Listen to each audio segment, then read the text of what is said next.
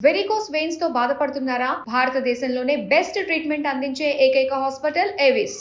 నమస్తే అమ్మా. నమస్తే అమ్మా. అమ్మ, ఉమ్, అసలు ఉపవాసాల దీక్ష ఎవరెవరు చేయాలి, ఎప్పుడు చేయాలి, ఎందుకు చేయాలి? ఉపవాసం చేయడం వల్ల చేసే వాళ్ళకా, లేకపోతే తల్లి చేస్తే పిల్లలకా, తండ్రి చేస్తే భర్తకి, భార్యకి, పిల్లలకి, ఇంట్లో వాళ్ళకి, దేవుడికా?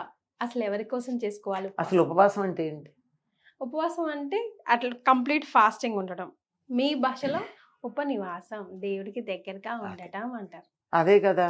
మరి భగవంతుడికి దగ్గరగా ఉండే ప్రయత్నంలో దానికి అడ్డం వచ్చేటటువంటి వాటిని తొలగించుకునే ప్రాసెస్లో ఉపవాసం ప్రధానమైంది. ఇప్పుడు ప్రాక్టికల్ గా ఆలోచిద్దామమ్మా. నేను ఇప్పుడు ఉపవాసం ఉన్నా, ఈ రోజు నేను దేవుడికి దగ్గరగా ఎలా ఉన్నానమ్మా? ఇప్పుడు లేను కదా.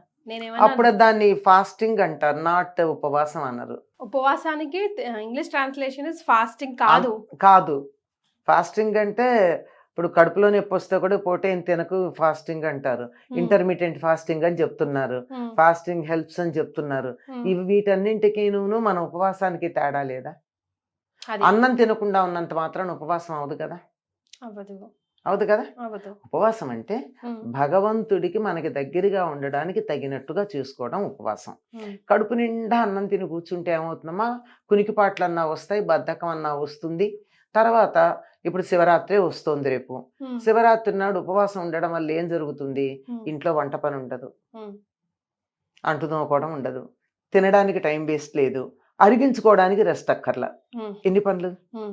వంట, వడ్డన, తినటం, కడుక్కోవడం, అరిగించుకోవడం. ఈ 5 పనులు లేకుండా ఆ సమయం కూడా దేవుడికి కేటాయిస్తే అది ఉపవాసం. అది ఇంట్లో ఉండే వాళ్ళకి. బయటికి వెళ్ళే వాళ్ళకి ఏం జరుగుతుందో చెప్తాను. ఎప్పుడైతే మీరు పూర్తిగా కడుపు నిండా తినకుండా ఉంటారో, అండర్లైన్, కడుపు నిండా తినకుండా ఉంటారో అప్పుడు చురుకుగా ఉంటారు కదా. ఆ చురుకుగా ఉన్నప్పుడు ఏమవుతుంది? ఇవాళ ఉపవాసం కదా, కనీసం శివుణ్ణి తలుచుకుందామని జ్ఞానం వస్తుంది. లేకపోతే రోజు ఉండదుగా. మన పనుల్లో మనం ఉంటాం, పక్క వాళ్ళతో మాట్లాడుతుంటే ఏదో ఆలోచిస్తాం, ఏదో చేస్తాం. కానీ ఇది మనకి దైవాన్ని తలుచుకోవాలని గుర్తు చేస్తూ ఉంటుంది. కాస్త 1-2 సార్లు తలుచుకుంటాం. ఇది ప్రధానమైనటువంటి అంశం. ఎందుకంటే ఎప్పుడు మనం దైవ ధ్యానాన్ని కూర్చుంటే ధ్యానం, యోగా మొదలైన పేర్లు పెట్టుకుని నిద్రపోతూ ఉంటారు చాలా మంది కదా. అది కాకుండా ఉండాలి అంటే నువ్వు ధ్యానంలో నిమగ్నమైనప్పుడు నిద్ర కాకుండా చురుకుగా ఉన్నటువంటి మానసిక స్థితి ఉండాలి. అది ఉండడానికి బరువుగా ఆహారం తీసుకోకూడదు, అట్లా ఖాళీగా ఉండాలి. అట్లా ఉపవాసాల్లో పుట్టిగా మానేయమని మన వాళ్ళు చెప్పాలి. అంటే కంప్లీట్ గా వాటర్ కూడా తీసుకోమా శివరాత్రి గురించి అయితే? అది అంత చెయ్యక్కర్లేదు. ఎందుకు అంత చాదస్తంగా చేస్తారో గానీ ఎక్కడా అలా చేయమని చెప్పలేదు. ఉన్నప్పుడు తప్పనిసరిగా నీరు తీసుకోవచ్చు, ఇంకొంచెం కావాలి అంటే పాలు తీసుకోవచ్చు. ఇంకా ఓపిక లేదు, మందులు వేసుకుంటానంటే పండు తినచ్చు. అంతే. అంటే ఉప్పు కారాలు అన్ని హెవీగా ఉండి అరగడానికి టైం పట్టేటటువంటి ఆహారం తీసుకోకుండా, తేలికగా నీరసం రాకుండా, పొట్ట మీద బరువు లేకుండా ఉండేటటువంటిది తీసుకోవడంలో తప్పు లేదు. వండిన పదార్థాలు ముఖ్యంగా అవాయిడ్ చేయొచ్చు. వండిన పదార్థాలు, ఉప్పు కారాలు ప్రధానం. ఉప్పు కారాలు తింటేనే వస్తుంది ప్రాబ్లం అంతా. అది లేనప్పుడు ఏం పర్వాలేదు. కనుక ఇలా ఉండి ఈ సమయం అంతా కూడా దైవ ధ్యానంలోనో, పూజో, జపమో, తపమో ఏదో ఒకటి దానితో కేటాయించినప్పుడు అది పరిపూర్ణమైనటువంటి ఉపవాసం అవుతుంది. లేకపోతే లంఘనం అంటారు మన వాళ్ళు. ఫాస్టింగ్కి అర్థం లంఘనం, తిండి తినకుండా ఉండడం, కడుపు కాల్చుకోవడం, అది చేసేది. ఉపవాసం ఉంటేనే దేవుడు మనకి బ్లెస్సింగ్స్ ఇస్తాడా అని నా కొడుకు అడిగాడమ్మా నన్ను. ఇవ్వడమ్మా. ఉపవాసం ఉన్నంత మాత్రాన దేవుడు బ్లెస్సింగ్స్ ఇవ్వడు. ఉపవాసం గనక చేసినట్టయితే దేవుడితో మన మనసు లగ్నమై ఉన్నప్పుడు, దేవుడికి సమీపంగా మనం ఉన్నప్పుడు, దేవుణ్ణి తలుచుకుంటూ ఉన్నప్పుడు, రోజు కన్నా ఎక్కువసేపు దైవ ధ్యానంలో మనం సమయం గడిపినప్పుడు భగవంతుడు మనకి అనుగ్రహం ప్రసాదిస్తాడు. అంతేగాని తినకుండా ఉన్నంత మాత్రాన రోగం వచ్చిన వాళ్ళు తినరు. వాళ్ళకి ఏమన్నా ఉందా? కడుపు నొప్పి వచ్చిన వాళ్ళు మందు వేసుకుని ఈ పూట ఏం తినకు అని చెప్తాం. వాళ్ళకి ఏమన్నా ప్రయోజనం ఉందా? లేదు కదా. లేదు. ఆ తినటం మానేయటం అన్నది ఒక రకమైనటువంటి ఇంద్రియ నిగ్రహానికి నిదర్శనం. అంటే అక్కడ పదార్థం ఉంటే నేను ఇవాళ శివుడి కోసం ఇది తినను అని అనుకోవడం నాలుకను అదుపులో పెట్టుకోవడం కదా, ఎస్ అది కొంత ప్రయోజనం, ఎస్. అంతకు మించి కాదు. అంటే దేవుడు అంటే మనకు భయం కాబట్టి, భక్తి కాబట్టి ఎలా అయినా ఆ పని చేసేస్తాం. అది సో ఇది ఆధ్యాత్మికంగా. సైన్స్ ఏం చెప్తుందమ్మా ఉపవాసం చేసినప్పుడు మన బాడీ ఎలా ఉంటుంది? ఓషినోరి సుబుకినో ఏదో ఉంది ఆయన పేరు, జపాన్ దేశస్థుడు. అమ్మా. ఆయనకి నోబెల్ బహుమానం వచ్చింది. ఆయన దాని మీద ఆటోఫాగి అనేటటువంటి ఒక సిద్ధాంతం మీద ప్రయోగం చేసినప్పుడు పరిశోధన చేసిన దానికి ఫలితంగా ఎందుకు ఆయన చెప్పింది ఏమిటంటే, అప్పుడప్పుడు మినిమం 15 రోజులకు ఒకసారి పూర్తిగా శరీరానికి ఆహారం ఇవ్వడం మానేయమన్నాడు. ఎవ్రీ 15 days కి ఒక్కసారి. ఆహారం ఇవ్వకపోతే ఏం జరుగుతుంది అంటే, మన శరీరంలో ఉన్న వ్యర్థాలని మన శరీరం తినేస్తుంది. ఏవైతే మనం అక్కర్లేదనుకుంటామో అది ఈ ఆటోఫాగి సిద్ధాంతం ప్రకారం గనక సరిగ్గా చేసినట్లయితే క్యాన్సర్ లాంటి వాటిని కూడా క్యూర్ చేయొచ్చు అని చెప్తారు. క్యాన్సర్ కణాలంటే అధికంగా కణాలు వృద్ధి చెందడమే కదా, కొన్ని కణాలు అక్కర్లేనంతగా వృద్ధి చెందుతాయి, దాని కారణంగా మిగిలిన శరీరం అంతా పాడవుతుంది.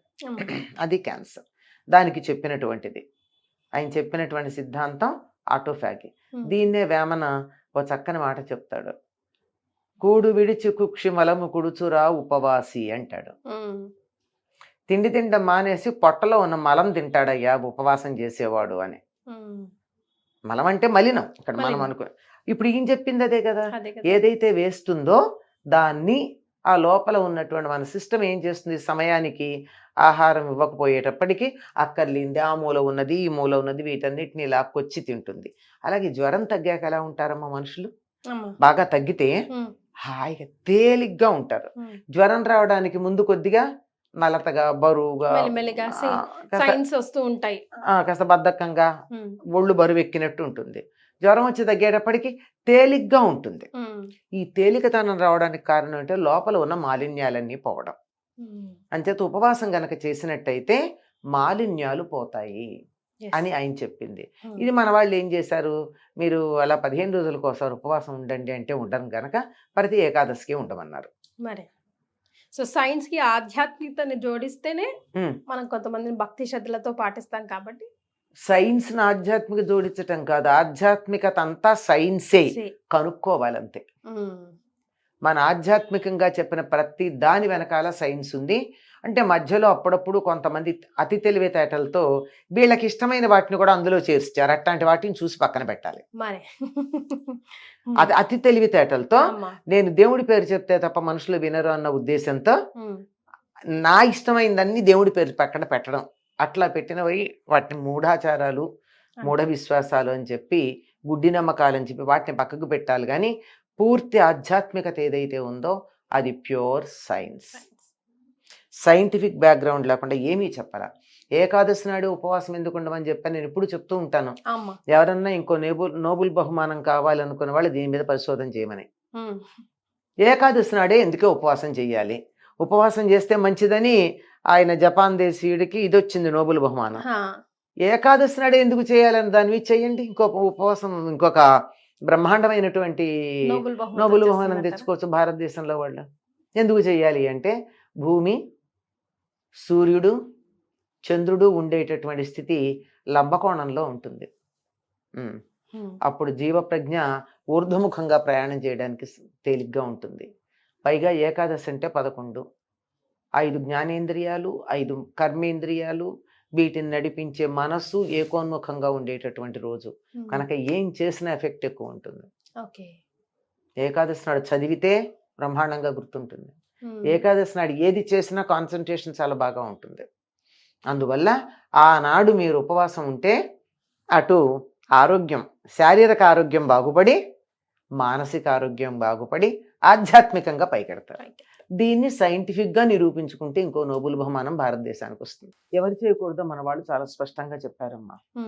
బాలింతలు, గర్భవతులు, చిన్నపిల్లలు, వ్యాధి వచ్చి తగ్గేవాళ్ళు, రోగం ఉన్నవాళ్ళు, శారీరక శ్రమ చేసేవాళ్ళు ఉపవాసం చెయ్యకూడదు అని నిశ్చయంగా చెప్పారు.